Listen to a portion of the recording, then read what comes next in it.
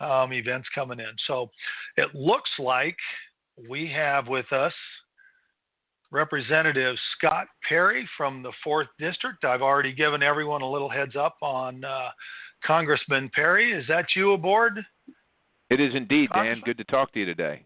Oh, I'll tell you, it's such an honor to have you aboard here. And I know you're probably driving somewhere. If I know you, you've got another meeting going on. Well, I just came from one, and I got another one after this. But actually, I'm seated in an office, so we're clear sailing here. There's no concern about running off the road or anything. But I used to drive a race car too, so I can multitask and be on the phone, and so I can handle it. And that's great. I appreciate you saying that. That it's smooth sailing, because anytime I can bring an Army guy into the Navy event, that's always the right thing to do, Oh my! Next thing you're going to want to discuss the Army-Navy game with the Army guy, aren't you? You know what? I'm sorry, there, Congressman, but to me, there's really no discussion on that. It's a sad world. For us, right? I guess maybe you guys actually don't call it the Army-Navy game. Maybe you call it the Navy game, and that's it. That's right. Because we don't have one or something Navy. Like that. I have to tell you, my favorite time whenever I visit West Point is my opportunity to stand up by the headquarters and yell out, "Go Navy, beat Army." There's just a feeling of power when I can do that. But we won't go there today. Okay. I'm glad for that, I hope it's closer in the future. I will say that. I'll give you that end. But so anyway, Congressman, today as our special guest, and this program is somewhat unique. I could jump into all kinds of issues on politics and things. I know we're going to go there a little bit. But the reality of this program, what I want to do is I want to bring to people how America has champions. We have people who really started with very little or nothing.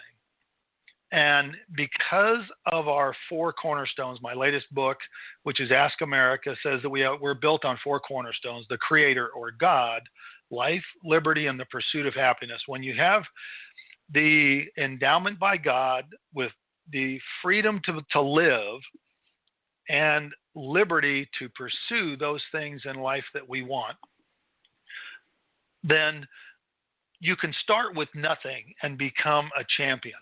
You can be a hero. So we've got many of those, and in my opinion, you are definitely one of those. You are a champion of the Constitution. You're a champion for those that you represent here in our district, and you're also a champion for all of Pennsylvania. As a brigadier general. So what I'd like you to do is start off by just giving us a little rundown of how did you start out? And I do get amazed that your mother, as small as she is, was able to deliver a man of your size. So yeah, well, I was about a 10-pounder, and I don't think she was too happy about that. Of course, my mom is a little lady with Colombian descent, so she's fiery and feisty, though, and I think that's what probably got her through her 10-pound child. But, look, we didn't necessarily have easy times growing up, but in a way we didn't know it. You're a kid and you just kind of follow along with the program, right? So my mom, who had left her husband, my father, over some abuse issues, and, I don't think he was too happy that I showed up on the scene, and she ended up, a single woman out there in the early 60s with 2 small boys, and now, may I ask how old were you then? When she left, I think it was about 2, right? Wow. So I was about 2 years old, and hadn't seen my father. I've seen him since. I saw him once in '96, so that's kind of our relationship. But she left, and she found herself a single mom out in the working world, and it was a lot different then than it is now. She got herself a job with the airlines, but the airlines wouldn't allow stewardesses, as they were called at the time, to have children. So she literally hid my brother and me. And when I say hid, she would take an ad out in the paper, and because she had to leave on a trip. And she, you got to understand, Dan, I know you do. This was a different world back then, but she would leave her. She would. People would call, and she would select whoever and leave her sons with a family for the duration of the trip. And it's kind of like they didn't have daycare back then, and she didn't have any family close, but she wanted to make her way in the world. So again, like I said, we were little kids, my brother and I, and we didn't know any better. But there were some situations there that the one guy, I guess he liked my brother, but he didn't like me much, so he locked me in the corn crib all day. And we had some of our people that took care of us that turned out in years down the road from that. One guy committed suicide, and I think one woman was arrested and convicted of killing a small child. And it's strange to know that was one of your caretakers at one point, But look, we got through it. We in Pennsylvania, because we moved around a little bit, but in Pennsylvania, my mom wanted a place where her two boys could grow up and kind of run and kind of just learn the world. And so we had a little house along a creek, but it didn't have any electricity or running water. And we learned to use an outhouse. Of course, we weren't familiar with it when we showed up there, but we got familiar with it real quick.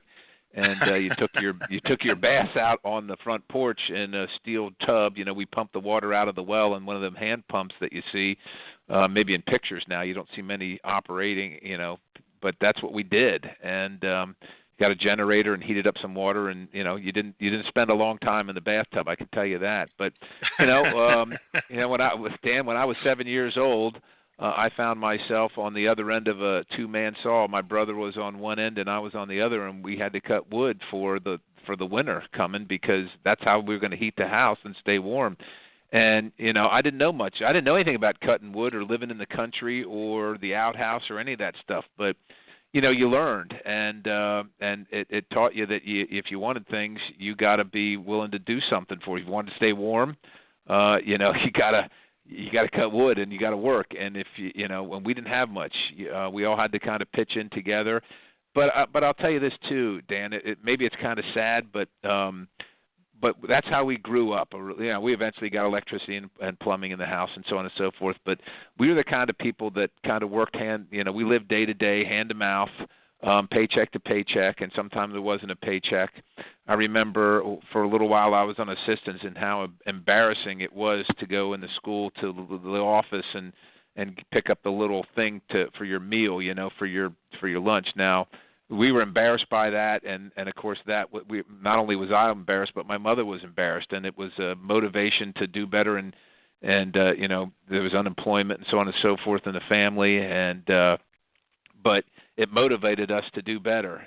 But we looked at people that in government and people that own businesses and those type of things, and quite honestly, those, from my standpoint, were things for other people, right? I was just hoping to be able at some point to get a job and try and buy some of the things that I wanted, which for me, Dan, it was like I wanted a pair of Levi's jeans or something like that, because those were things like my family couldn't afford. We didn't have things like that.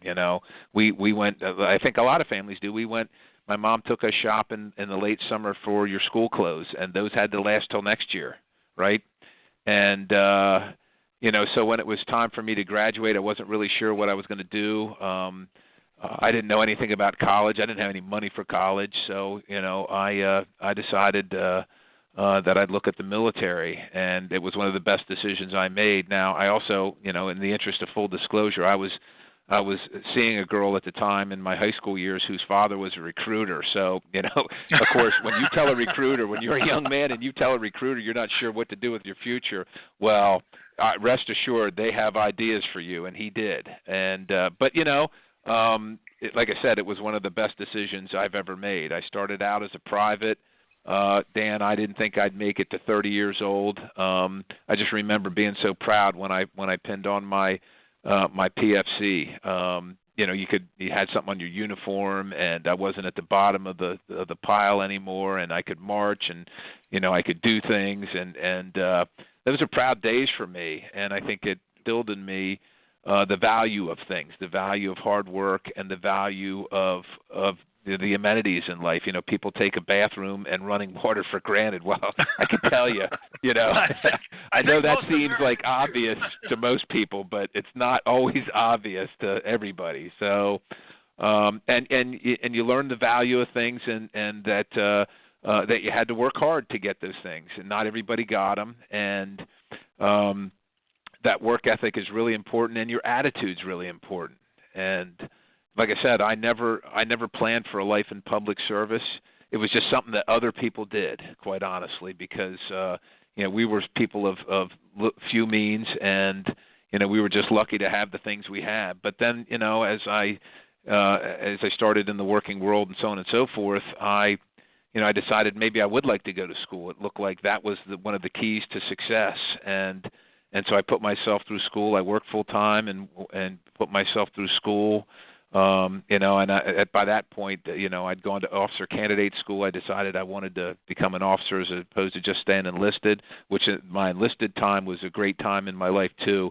You learned, who did the work and who made the decisions, and you learned that some of those decisions were made by people that had no idea because they'd never done the work, right? So you wanted to improve that situation, and so a way to improve it was to, yourself go to officer candidate school. But at that point I was privileged. I'd already gone to flight school too, which is a whole nother story in and of itself. But again, joining the military, just great opportunities to excel and find out your own limits, and that's what America's really about, right? Well, I agree with that, but now there are many young men who join the military and they do not grow like that. So now I'm a little curious. You say you joined. Did you join the regular Army? And no, I joined the Guard. Look, I didn't know anything. I knew that I was enamored with the military and I wanted to serve, but my girlfriend's father was a Guard recruiter, and okay.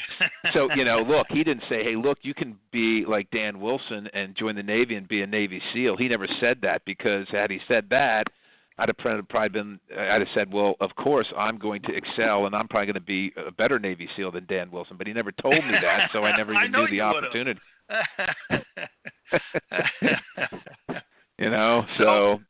So you did that. Now it's not everybody who goes in the Guard. Even some gets into OCS, right, or goes through flight training. I mean, how is it that you had those opportunities thrown at you? Well, what did you do? Yeah, I went to OCS. I took a test. Once again, I looked around at my surroundings, quite honestly, and I saw incompetence and things that I thought could be better. And I said, well, as long as I'm going to be here, I might as well make the most of my time, right, and contribute and so on and so forth. So I took a test and a physical and went to OCS. And, of course, once I started OCS, I was surrounded by a bunch of people that were well-meaning, but quite honestly, some of them were incompetent, and I didn't want to be. I didn't want to be kind of ruled or led by them. So I almost immediately I started working and doing extra work and became the class president for my OCS class. And I came out. I got my commission. I branched field artillery. I got a unit to the unit, and on my first visit there, a captain told me, look, I don't know what to do with you there, Lieutenant, so I need you to stand out here in the motor pool for the day because we have an inspection going on. And I said, well, I can tell this isn't the unit for me. So I transferred to another artillery unit because I wanted to be a FIST team leader. And, the excitement, the FIST team leader in combat lasts about 3 days. I think that's the lifespan of a fire support team leader.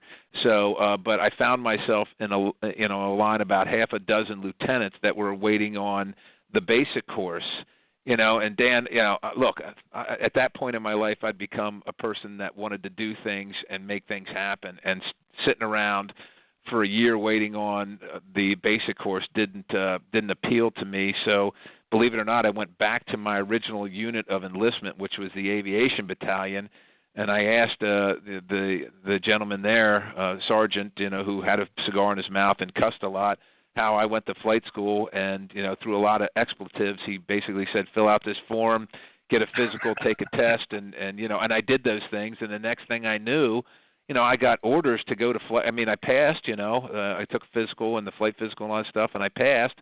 And, I get a packet in the mail, my orders to attend flight school. I mean, you got to understand, Dan, for a person like me and my background, this was, that was like winning the lottery. That was like winning, you thought about, like, at the time, movies like Top Gun had become popular, and of course, I had been a product of watching the Vietnam War on TV through the news, and, it was the war where helicopters were used prolifically. I mean, this was like being elected president of the United States to me when I got a set of orders that said, I'm going to flight school. People in my position in life and my station in life, that was not something we ever did. That was for people of means, people of influence, people of connection. Because quite honestly, it didn't really understand the promise of America and the opportunities for people in America, and it really comes down to you. You got to seek it out and you got to do your best, but our system allows you to do that, allows no matter what station in life you come from, it is that equality of opportunity, not equality of outcome, because you still got to go work and compete and get it, right? But it's the equality of opportunity. Nobody says you can't do this because you grew up poor in a little town in Pennsylvania and you didn't go to college right away, or, nobody says that in America. It doesn't matter what color you are. It doesn't matter your sex.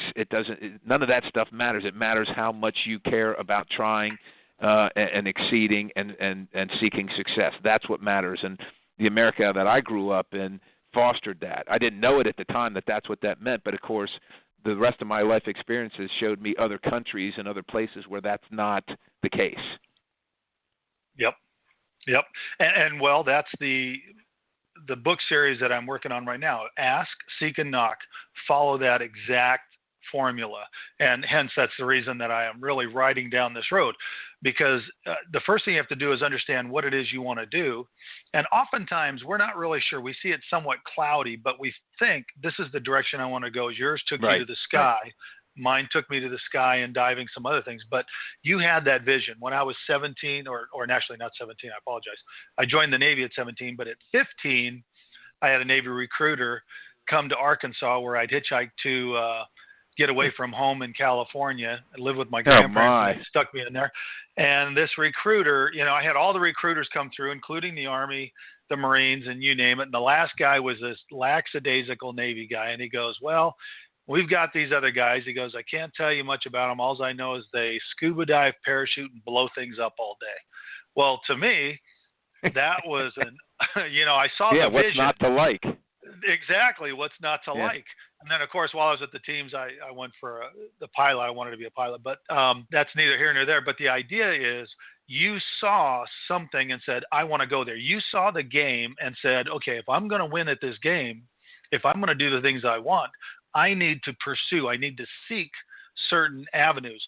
Now, the thing that really amazes me, though, is if we had the programs in place when you were growing up, like we do today, where our government forces themselves into the family and makes you dependent, do you think you'd be who you are today?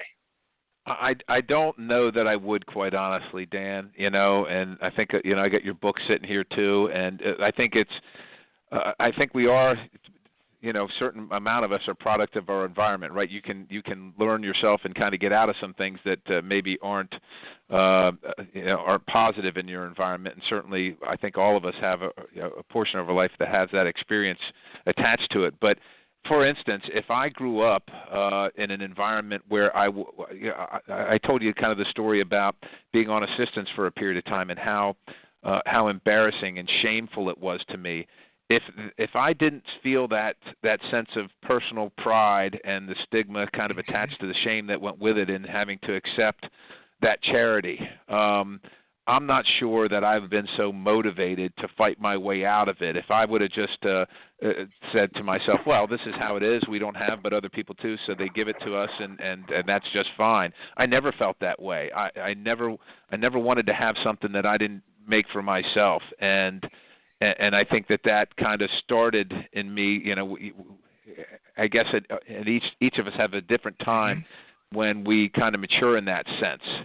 And, it all just came together for me. I mean, I didn't know exactly what I wanted to do, which, I kind of said that when I got done with high school and I wasn't sure, but I looked at the military. I mean, I knew that I couldn't stand still, right? And all I really had was, quite honestly, a marginal faith in God. I mean, we weren't the strongest church-going people. I was raised Catholic, but I had questions about it, and some things didn't make sense to me in my family life because my mom, had been divorced and she was a single mom for a while, and none of that necessarily made sense. But I knew I needed to keep moving, and I also knew that the faith that I had that God would make things happen. I mean, it would be That's okay. right. It would be okay either way. But I had to keep moving. I have to give your mother kudos. Here the woman leaves her husband because of the abusive relationship, and literally takes you two boys and leads you into becoming champions. I mean, I don't think you would have gotten there if your mother had also been somebody who, instead of saying, okay, this is the game that I've been thrown into in my life, if she had taken and complained about it, or if she had become, how can I say it? If she had just laid down. Well, she just accepted her victim status and said, oh, woe is me. If she accepted her victim status. It's exactly right. Like we do today, and we promote it. I mean, right, and she did not. She did not accept that. That's right. Yep. And that's what instilled in you what you have right now. And hence you were already able to overcome that. So now you're in a position where you're making a difference.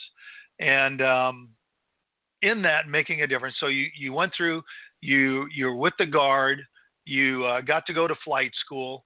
Now, again, oftentimes people will punch out. I know a lot of folks that join the Guard, they don't stay with it for very long.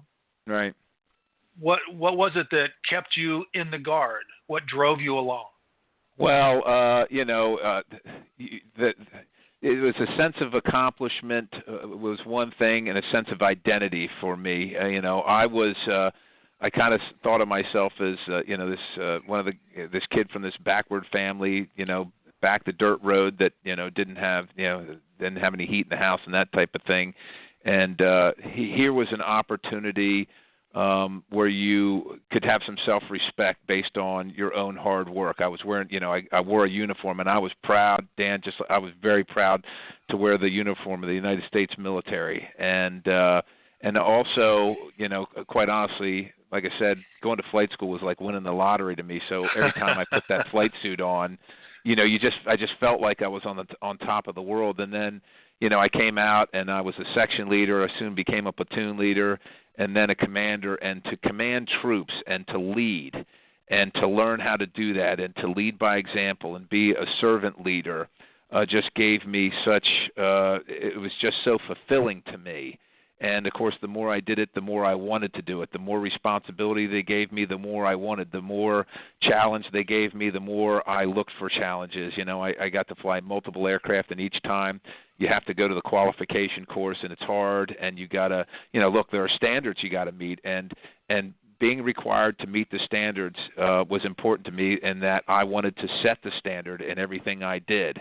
And it just became a mission for me to comport myself in every way that I live my life with those high standards. And it was kind of one thing just drove the other constantly to continue to excel. And the more that I tried to continue to excel, it seems like the Army kept on asking me, more of me and requiring more responsibility, and it became a challenge for me. And I'm a competitive person, so I said, well, I want to meet the challenge and exceed the challenge and be the best at this. And of course, I wanted to be the best aviator. I wanted to have the best unit, and I wanted my unit to excel in every single thing it did. When we went to gunnery, I wanted my crew to be the best. I wanted my unit to be the best, and it wasn't meant to be disparaging other units and other individuals, but it was always about seeking excellence, and that just was a self-fulfilling thing, because I think the world seeks out people that strive for excellence, success, and produce things. And, if you can get things accomplished, people around you are looking for that, because in this day and age, it is hard to show production in a lot of different ways. And so, accountability, there's few people that are willing to accept accountability. And that was something I learned early from my mom. You better not lie, and you're going to make mistakes, but that's part of life. You just accept it, you make the best of it, tell the truth, be honest, and get through it and move on and do better next time. And so that's just kind of how it worked out for me. And quite honestly, Dan, I just kept showing up, and and I just continued to be blessed. That statement right there is how can I say it? It's underestimated. Right, just showing right. up is underestimated. Well, I say that kind of tongue in cheek, but you got to show up and have a good attitude, and right. Not everything's going to be perfect, and you're going to have some long days, no matter what your enterprise is or what's happening in your life. And some days are really, really long, and maybe that turns into weeks. But your attitude and being present and having the attitude is what gets you through. And of course, relying. As I've gotten older, Dan, I imagine most people do, but as I've gotten older, I've learned to rely more on my faith, and that's an important component that you can't discount. That's exactly right. And I love what you were saying there. I believe we are all made on purpose for a purpose. And when you fulfill that purpose, you want to show up. You want to play the game. Yeah, you want to be involved, and you want to have an impact in the world, and make your place in the world. I think all of us do. In particular, the military gave me an opportunity to do that. And other than that, I could have seen myself maybe under different circumstances, just working menial jobs my life away and living a very different life than I'm living now. And Dan, those decisions, especially when you're young, are so critical. A young person today can really get off on the wrong track very easily in just a moment. A decision made in 1 minute can change the whole trajectory, as of your life. And I think God was looking out for me. Of course, my mom was doing the best she could, and that's what I attribute it to. It's mostly to the people around me that kind of shaped me, and of course, God was, I think, on my shoulder, because I made some bad decisions. We all do, but I've been blessed, and I try and keep my eye on that every single day, and showing up and with a good attitude. It's not perfect. Nothing's ever going to be perfect, but you got to make it the best you can. That's exactly right. If it's always perfect, there's really no adventure in life. So just for those that either have joined us recently, or those that are going to be listening to this over the next week or two, you're listening to Blog Talk Radio, and News Without Filters is our new network host, and this is Lieutenant Dan with America's Champions and our special guest, Congressman Scott Perry from my district here in the 4th Pennsylvania, and we're going to have another hour with us. So I'm going to put a little plug in here on our Blog Talk Radio, and with America's Champions, we're always looking for sponsors. So anyone out there who feels they'd like to sponsor an inexpensive radio show, please give me a yodel. But again, we have with us a special guest, and one of my heroes, and America's Champion, Congressman Scott Perry, who just went over a little bit about his history and how he came to be in the National Guard here in Pennsylvania. And again, I had the blessing and opportunity to watch his young daughters pin the star on your lapel there. And can you tell us now just a little more what happened to bring you to that place? Again, you showed up, you loved what you did, which makes a difference. You worked hard, and you took advantage of opportunities that presented themselves. Yeah. Well, I'll tell you, that's, there's always a little bit of drama, right? And, my life is no different. So, I'd been serving. I got back from my deployment in Iraq. I was a task force commander, and we just had a great run. I had, I think, as I recall, 46 or 47 aircraft under my command. I had anywhere between 800 and 1,000 souls coming and going. I had active duty, reserve, and guard serving at any given time. We covered an area the size of the state of Georgia. And Dan, when you and listen, you did things that far exceed anything that I ever did. But when you come back from deployment, anyhow, your mind's going 1,000 miles an hour, and then you come back to the world, and you got to shift down a little bit, and it takes you a little while to readjust. But I came back. I got married right before I left, and I came back, and I had my first child was waiting for me. I met her when I got off the bus, so that was really great. And I kind of unpacked my gear and looked to getting right back to work. And from an Army standpoint, they said, well, we're taking you out of this unit, and you're going to we're going to have you command another unit at the brigade level. So I went from lieutenant colonel to colonel, and and of course they said, look, you're accepted at the War College too, but this is a good unit that doesn't take a lot of attention. Whenever you hear that, run, because it couldn't have been further from the truth. Every rock I lifted up, I found a snake under it. But look, that motivated me again to excel and clean up some messes, which I think is why they sent me there. To see if you can make it. You're in the War College, and they want to make sure you can that you can make the tough decisions at that level. And they were tough decisions. Some people had to be let go, and things had to change, and that's always difficult for people to accept those things. But I got another command after that at the training site. I was the training site commander. And I all along I told my boss, who's the adjutant general, I said, sir, I've had a long career and it's been great.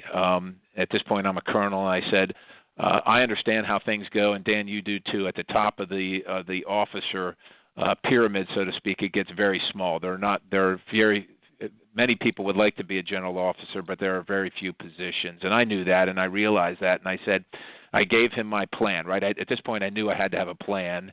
It wasn't 18 anymore, so I gave him my plan, and I said, sir, my goal is to be considered. I understand if somebody doesn't like the way I part my hair, there's no slot available, whatever the reason is, if it doesn't work out, I understand this will be the end of the line for me, but here's my plan. I have to meet these milestones at a certain time, and or it won't work out. But again, my goal is to be considered, and I think my career is worthy of at least that.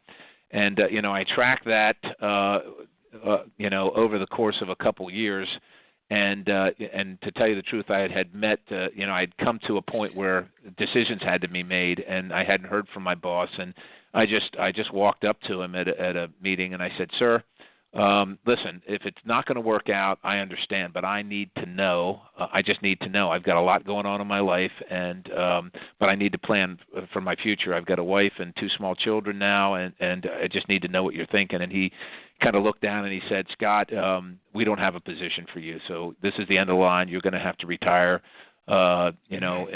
When your date comes, and it was I think about 9 months at that point, and I took the news just like I told him I would. I just needed the information, Dan, and I got in my car. I remember I got in my car and I was headed home, and I was very disappointed, and I was a little bit angry. And by the time I got home, though, I said, look, I've been in at that point for 30-some years. I said, I am not going to let the last 9 months of my career define the previous 30 years. So I'm going to run through the finish line. I'm going to work hard and do my job and do it to the best of my ability. So I went home and I told my wife we're going to be able to spend a little more time together, and I got a little more time for work. And that was that. And about a month and a half or 2 months after that, I got a call at work, and it was the adjutant general. And he said, there's been a change. You have about 2 days to get all your paperwork in, and we require you to do it. So get all your paperwork in. We seek to promote you. And I thought, and Dan, once you get your mind, once you kind of wrap your mind around going a different direction in life, it's kind of hard. It's there's an old saying about being in the mafia. I tried to get out, and they keep pulling me back in. I'd already, right. I'd already gone down another path in my mind. And but listen, I'm privileged to serve, and the Army said we need you to continue to serve, and so I went home and told my wife, look, we're, things are changing a little bit, so we're gonna, we got to produce the paperwork and wait and see what happens. And Dan, the Senate and the President at the general officer level have to approve and confirm you. And, of course, at that time, I'm serving in Congress, and quite honestly, I wasn't sure the President was going to approve of the promotion. And I wouldn't have been surprised if he hadn't. But he did, and, and it took a while. It took a year and a half or two for the paperwork to make its way the whole way through. And you can't ask any questions or any of that. You just got to wait until the Army and the military and the Pentagon decides, but they did, and you were there for that day, and I was really privileged to have you there. Yeah. So a big day for my family. What an honor it was.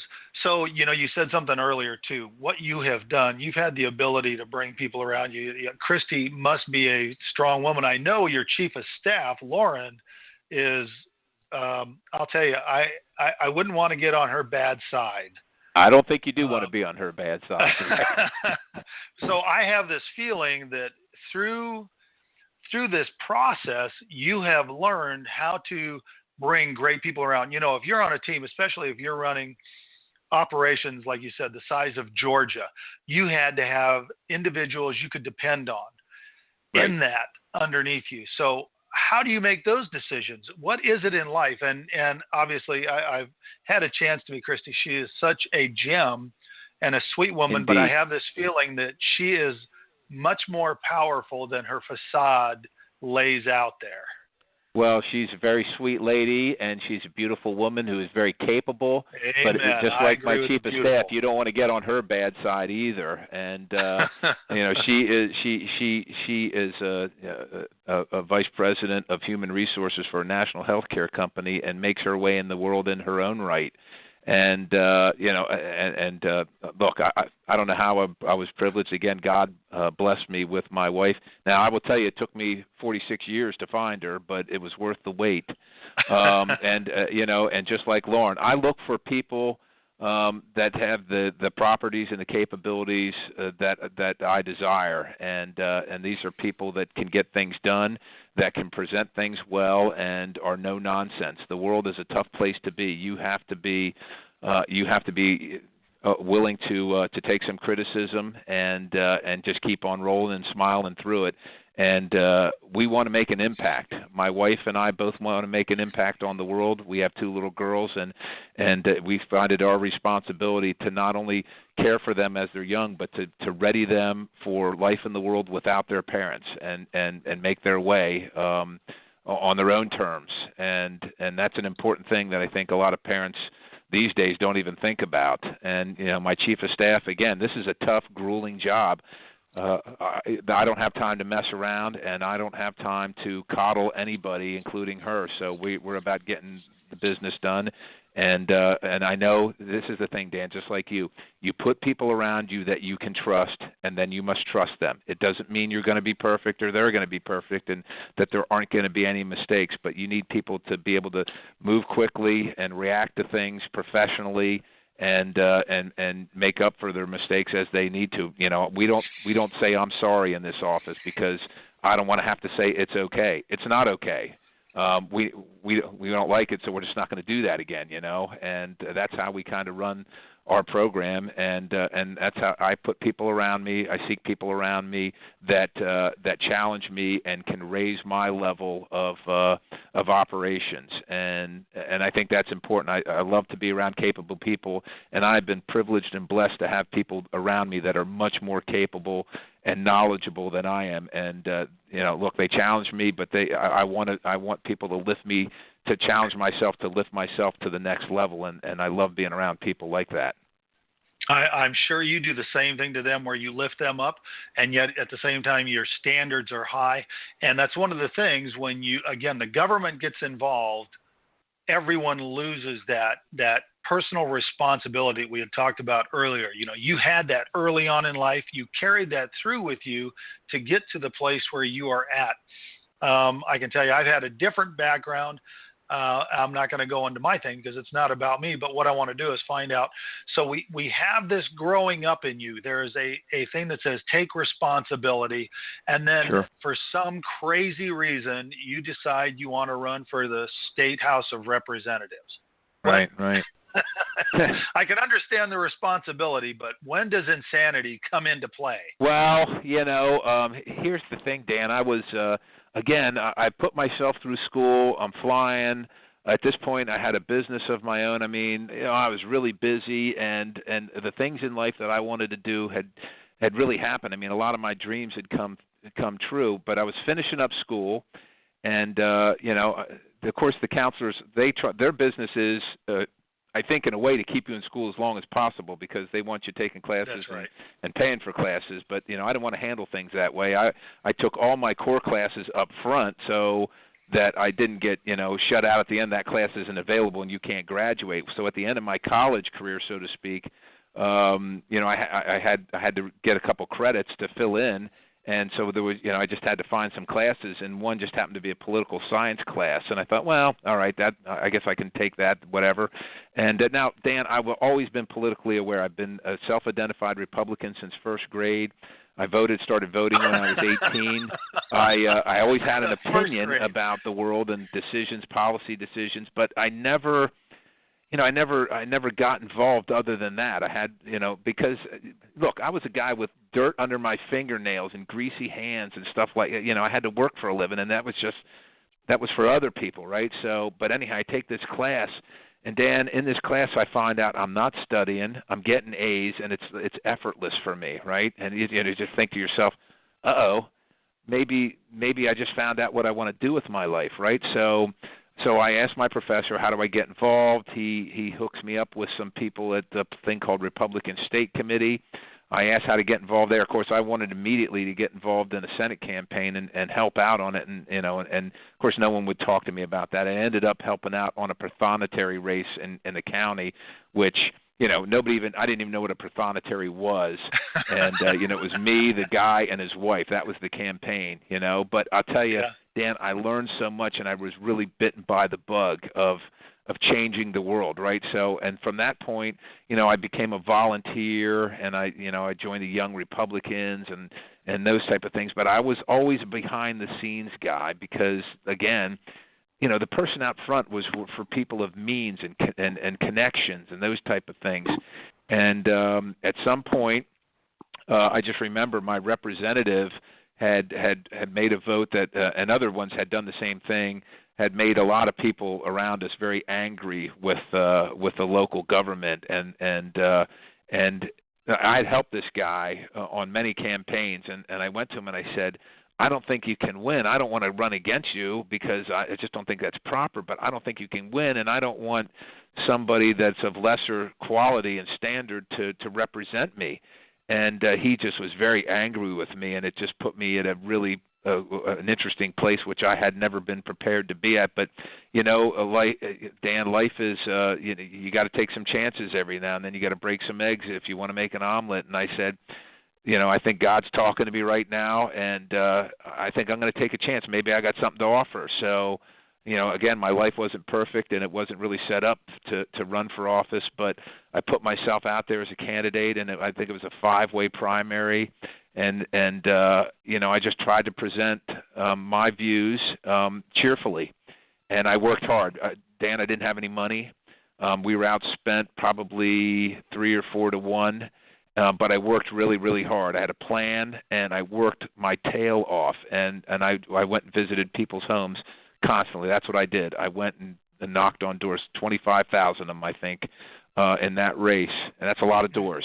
But if you don't have any money, you got to get out there somehow, and that's right. And it was unbelievable. I won the primary, and then just kept going from there. And again, that was surreal. I'm thinking, how does, Dan? Before that, I probably owned one suit if I owned any, I mean, this is just something that other people did, people of, like I said, influence. This is not something that I could ever do. And again, it was the promise of America and with God on my shoulders looking out for me, and it worked out. I was elected, and and I from day one started learning a lot about decorum and get along with people that you disagree with pretty strongly, but you got to work with, and the kind of rest is that his history as a state representative.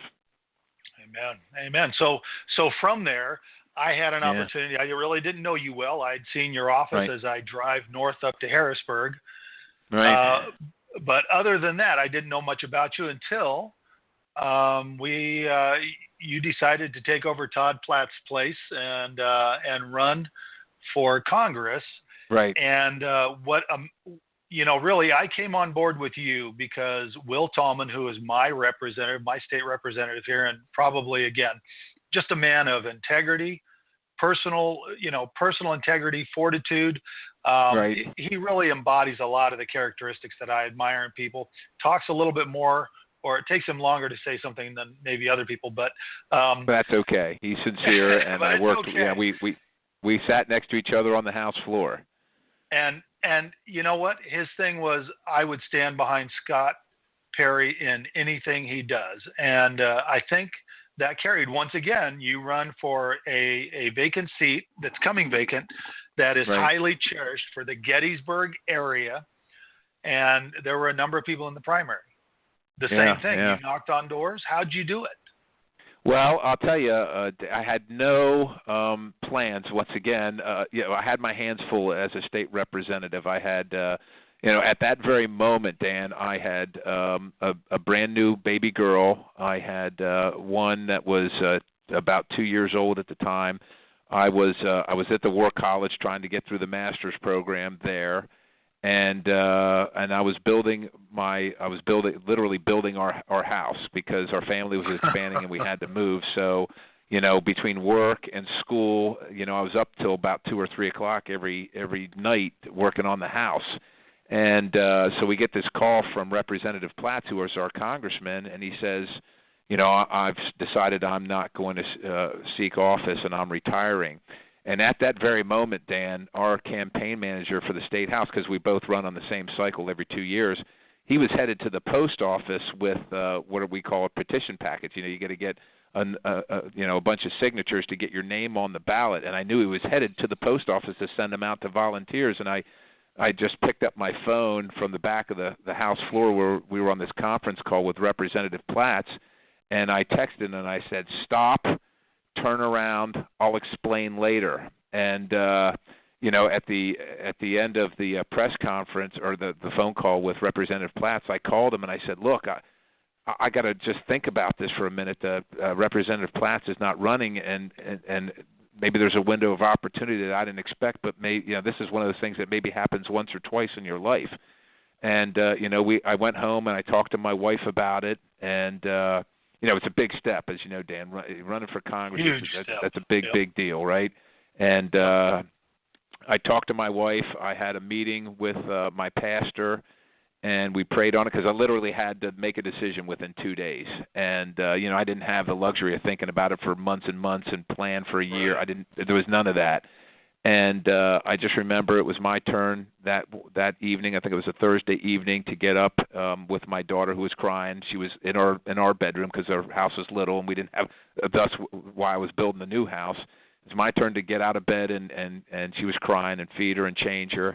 And I just remember holding my little girl in the dim light of whatever the night light was or whatever.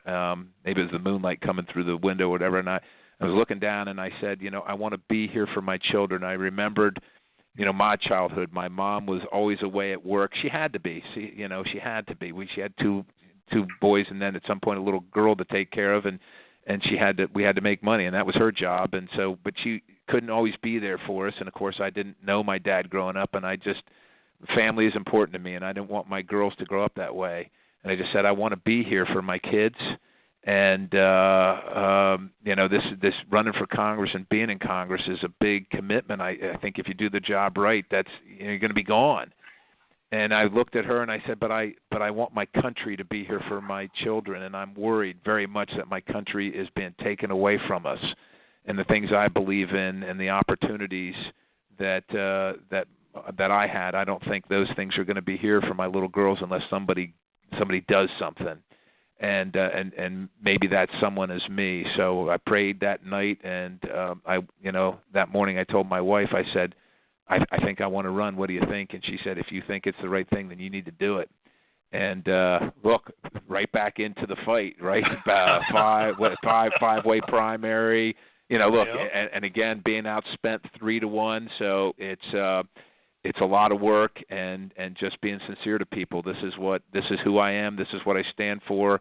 And if you wonder if I'm going to do what I say I'm going to do, look at my time in the state house, because you can see where I am, and that's where I met you on the campaign trail. And of course, look, we have that immediate kinship of you served and I served, and maybe in different branches, and you have a different experience, but you immediately know that you're with someone that loves their country and has taken an oath to uphold and defend the Constitution first, and make the sacrifice if necessary for your country and for God. And so immediately, I wanted your support because I knew that people around you respected you, and if I had your support, I would automatically be able to have some street credibility with people that I didn't know but knew you.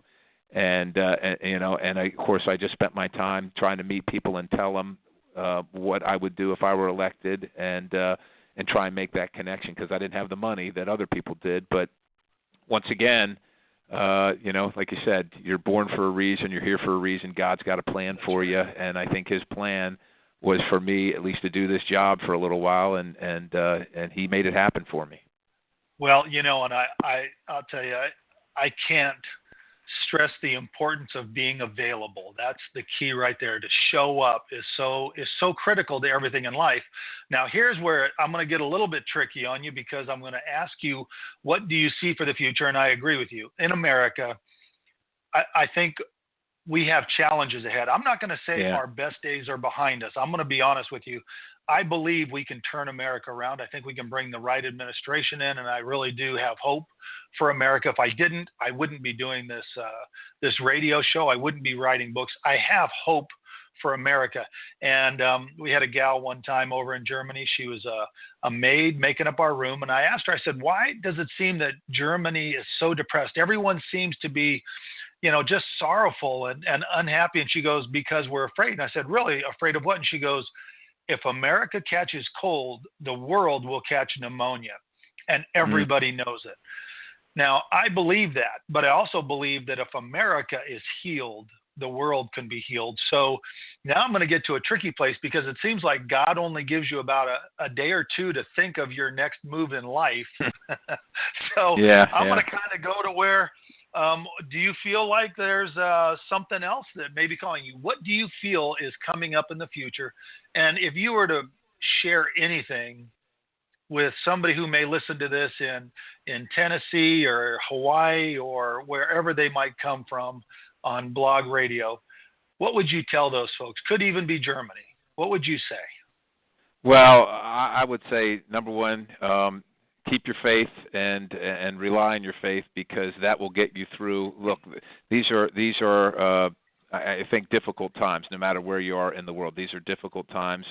The world has been in difficult times before, and so has America. And we think it's really, really bad, but I think that times have actually potentially been much worse in America. I think of the Civil War, and where you had brother against brother and family against family and those type of things. So if we can survive that and prosper from that, I have faith in us. But I don't think it was easy then, and I don't think it's going to be easy now. I think that really taking stock in yourself and saying, what is my purpose in life? What am I here for? What is God calling me to do? And you got to find out and be comfortable with that. And that doesn't mean do what's easy. That means do what's right, and find a way to shield yourself from the slings and arrows, because that usually is what comes when you're trying to do the right thing, I find, in this world. And you got to find some friends and mentors in that to help you get through that. I don't know exactly what I see on the future for myself, Dan. I have my hands full now, just like I did back in the State House, and I feel like I am making a difference. But I will tell you, I like you, I'm hopeful for our future. But look, I think 60 to 70% of Americans feel that they are doing better than their parents did, but they don't feel like their children will do better than they did, and that concerns me greatly. But I think that they have good cause to feel that way when I look at our fiscal situation, when I look at our cultural situation.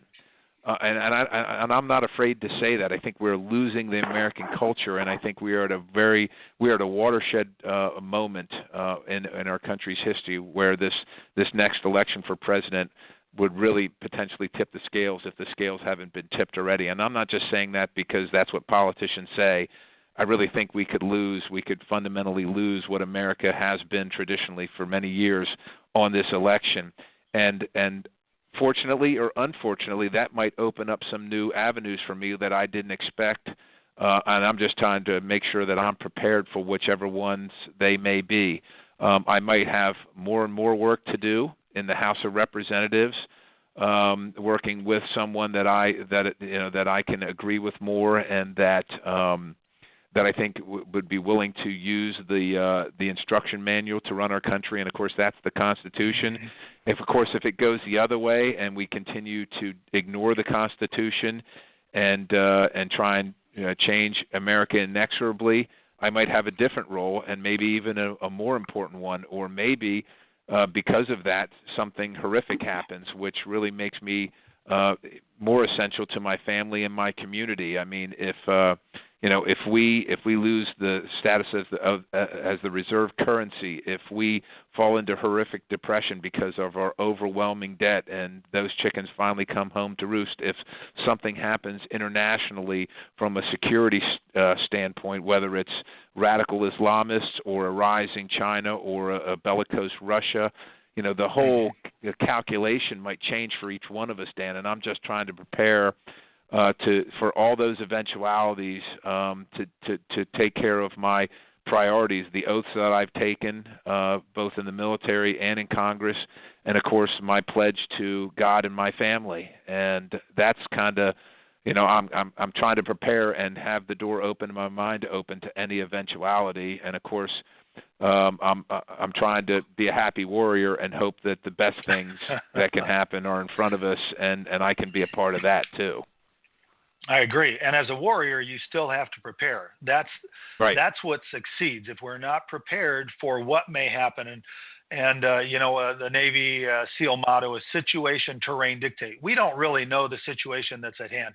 We know right. the political, I guess, the battlements that are being laid out there. And I think we have some really bad candidates out there. Right. I'm going to just throw out Hillary Clinton. I would be astounded if we carry on with another number of years with the administration level that we have today. But we can't be stymied by that. We can't let that hold us down, nor can we really become condescending to our fellow Americans. I like Thomas Jefferson said, the good sense of people will always be found to be the best army. We might get led astray for a moment, but he said it will eventually correct itself. And I tend to agree with that thought. We can, but we have to have the warrior attitude with a hopeful attitude at the same time. And right. I'll tell you, I appreciate you.